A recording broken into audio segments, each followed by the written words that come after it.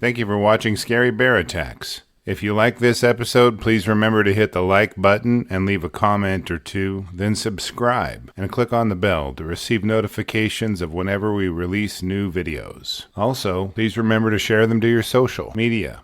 Welcome back to Scary Bear Attacks. Today's episode is regarding the recent fatal grizzly bear attack on 2 hikers in Banff National Park, Alberta, Canada. This is familiar country to those of you who regularly tune into our channel, and the details behind this tragic event are still coming out. Around Banff, the peaks serate the skyline like saw teeth. They climb to around 9,000 feet in elevation, and some even higher. The valleys here are very dense forests of pine, fir, and spruce trees, with quaking asps and poplars sprinkled here and there in pockets. Nearly every valley here has a creek, stream, or river running through it, with banks packed with willow and a myriad of berry bushes. Elk, deer, bison, moose, and woodland caribou keep the greenery trimmed in a veritable garden, and predators like coyotes, wolves, cougars, lynx, as well as black bears keep the prey animals running. The park also has a very low number of grizzly bears prowling the shadows. On Friday, September 29, 2023, 2 hikers were venturing into the chilly and lonesome backcountry of Banff with their dog. For privacy's sake, we'll refer to these hikers as Bill and Bonnie, with their dog Fritz. Their information is yet to be released, and out of respect for their privacy, we will use these names to refer to them. Bill and Bonnie were devoted to each other, and enjoyed nothing more than spending time in the backcountry together. Not only did they enjoy being together in the backcountry, they practiced bear safety and avoidance right down to the letter. They brushed up on just what to do in the forest to avoid attracting bears, and even went as far as carrying a communication system called InReach by Garmin, which allows users to send emergency texts. Bill and Bonnie were friends with a woman named Kim Titchener, who founded an organization called Bear Safety and More. This organization provides hikers and other outdoor enthusiasts education and training on how to exist in harmony with wildlife, according to their website. Courses offered by them include bear safety training, bear hazard training, as well as courses on how to properly utilize bear spray to prevent or stop bear attacks. Bill and Bonnie's standard protocol was to send a text to a family member each time they settled into a new camping spot. Their GPS information is automatically transmitted by the InReach system as the text message is sent. This tiny bit of technology is only 2 inches by 4 inches and weighs a mere 3.5 ounces. It can track your progress via satellite and guide you back along your route if you become lost. Bill and Bonnie relied on their InReach to let their loved ones know that they were safe and sound on the night in question, with a text that indicated they'd set up camp at their new location at 5 p.m. at the Red Deer River Valley just west of Yahatinda Ranch. Now, fall is a crucial time of year for grizzlies. They're experiencing a condition called hyperphagia. During this state, bears can be seen searching for food day and night, when typically they're more active from dusk to dawn. The urge and need to consume more calories causes them to forage more vigorously to help them pack on needed fat for hibernation. If the grizzly has not consumed enough calories to store enough fat, they may not make it through the winter, or will have to emerge from their winter dens in search of food. The grizzly's caloric demand could be as high as 50,000 calories per day to reach this survival threshold. This state of desperation puts grizzlies on a dangerous path when involved with human beings. While researching this episode, I came across a few sources indicating that grizzlies spend this time of year in the valleys, searching for vegetation, but it takes an enormous amount of vegetation to reach 50,000 calories. More realistically, they're talking about roots, berries, and nuts, which are more calorically dense than shoots and green vegetation. A single grizzly bear can gorge itself on 200,000 buffalo berries in a single day. Bill and Bonnie could not have known it, but this area experienced a late frost in the past spring, which froze many of the berry flowers, causing a lack of one of the grizzly's primary food sources. In fact, this phenomenon was observed as far south as central Idaho, where elderberry bushes are yielding a very low crop as well. As Bill and Bonnie settled in for the evening, their loved ones were put at ease with their text update.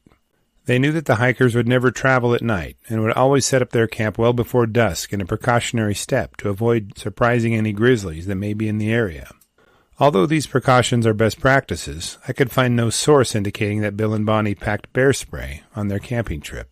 At about 8 p.m. on Friday night, an emergency notification was received by Parks Canada Dispatch Center in Banff National Park. The notification requested emergency help in response to a bear attack. Parks Canada immediately ordered the Wildlife Human Attack Response Team to the location. The area was experiencing severe weather, and the helicopter carrying the team was not approved to fly. The team opted to hike into the location by foot. Given that the area is only accessible by foot or horseback, this process took the better part of a day. They arrived at the scene around 1 a.m. early Sunday morning and found the remains of Bill and Bonnie, along with the carcass of their dog Fritz. All three were dead, apparently killed during a grizzly bear attack. Upon their arrival, the response team found a grizzly bear guarding the bodies. This bear was said to be exhibiting aggressive behavior. This behavior may vary from chuffing and false charges to the bear refusing to leave the area after being confronted. Typically, any bear involved in a defensive attack will leave the scene after the perceived threat has been disabled, but this bear wasn't leaving. It demonstrated aggressive enough behavior for the response team to feel like it would present a danger to other members of the public. They shot the bear to prevent it from continually guarding Bill and Bonnie's remains. At about 5 a.m. the same morning, members of the Royal Canadian Mounted Police arrived at the attack scene. They recovered Bill and Bonnie's remains, as well as the carcass of Fritz, and transported them back to the town of Sundre. The authorities also recovered the grizzly bear's carcass to analyze via necropsy. Evidence from the attack scene was preserved for a forensic investigation as well. Officials immediately shut down all backcountry areas surrounding the attack. Violators of this order may be fined up to $25,000 if discovered in the closed area. Bill and Bonnie's deaths were the first in about 50 years in Banff National Park. Parks Canada issued a statement of condolences to the family of the victims of the bear attack and remind the public that fatal bear attacks are very rare. Titchener states that bear attacks are increasing exclusively because of the increase in visitors venturing into the backcountry and are not connected with bear population densities. Given that there are reportedly only 60 grizzly bears in Banff, the odds of any visitor seeing a bear are very low, let alone being attacked or confronted by an aggressive bear. Titchener indicates that there are not too many bears, but too many people. She also states that backcountry visitors do not invest in their own safety by taking courses like those offered by her organization. Titchener described Bill and Bonnie's fatal grizzly bear attack as a case of them being in the wrong place at the wrong time, but they had reportedly followed all the bear safety rules. She states that half the time when carnivores attack humans, it is because people are doing something wrong or are not packing the right equipment, but fails to indicate what her friends did wrong or what gear they should have packed to stop or prevent their fatal attack. For some reason, she seems hesitant to indicate that a powerful firearm is part of that necessary gear. Parks Canada tells visitors that the safest approach is to avoid a confrontation with a bear whenever possible. If it is unavoidable, they advise people to use bear spray or to play dead. Their final bit of advice is to fight back if none of these strategies prevent or stop the bear attack. My question is, how can a person fight back after they are injured while playing dead? Once a bear is in attack mode and tastes blood, even a defensive attack can turn predatory, given the predatory nature of bears. Parks Canada states that bears are being extinguished due to human intolerance, trophy hunting, and habitat loss. They say the grizzly's primary food source is bison, and the loss of habitat reduces bison numbers for bears to feed upon. According to the U.S. Department of the Interior, bison numbers are higher now than they've been in nearly 150 years, which is a direct contradiction to the previously mentioned Parks Canada statement. Merle Fox is the owner of Sunset Guiding and Outfitting, located just west of Sundre. He's been running his outfit there for the last 14 years and states that he wasn't surprised when he'd heard of the fatal bear attacks this week. He cites that the time of year and the year's berry crop failure combined to create a dangerous situation. He believes this attack was predatory and opportunistic on the part of the grizzly. Fox reports that his guides are always armed when they lead customers into the backcountry. My question is, if this outfitter knows that berry crops failed this year and how it creates a tenuous situation between people and bears, why didn't Parks Canada provide the public with this information? Given this grizzly killed 2 people and their dog and did not flee the area afterward, indicates all the hallmarks of a predatory attack. Adding in the fact that it acted aggressively toward the response team and guarded the corpses of the people, you have some pretty clear evidence of these claims. In light of this developing tragedy, I have a few questions for you. Do you think the government has a responsibility to report important environmental conditions such as berry crop failures or low salmon numbers to backcountry visitors?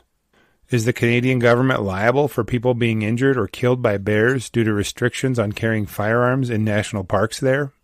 Did having so much experience in the backcountry lead Bill and Bonnie to overconfidence in their safety? What do you think were the contributing factors that led to Bill and Bonnie's fatal grizzly bear attack? I'll be glad to read and respond to your thoughts, so please post them in the comments section below, and let's talk about it. Thank you for watching Scary Bear Attacks. If you've enjoyed this episode, please consider clicking on the like button and clicking on the bell icon. We'll help you know when we post our new episodes. Posting our video links to your social media profiles furthers awareness, and it's fun. We slashed our prices in our merch store, linked below, so check out the bargains there while you shop. As a member of our human community, remember to adventure bravely and be careful out there, especially in bear country.